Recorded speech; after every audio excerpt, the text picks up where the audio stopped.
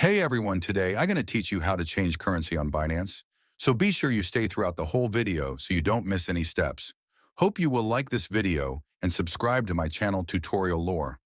Let's go for how to change currency on Binance. First, you have to open the Binance application in your smartphone. After that, verify yourself if this page appear. You can cut this also. It's in verification for Binance.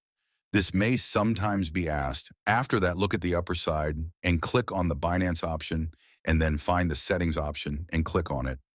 Wait, oh, sorry. I clicked on the wrong option. Okay, click on the settings option and then find the currency option and click on it. After that, you will see many currency here. You can select it as per your choice. This video ends here. So this all in today's video hope. You must have understood that how to change currency on Binance. There is no easier way than this, so don't waste your time on other people's videos. If you still don't understand anything, then you can comment. I will definitely reply to you or make a video on your topic. Hit the like button and press the subscribe drop a comment. Thanks.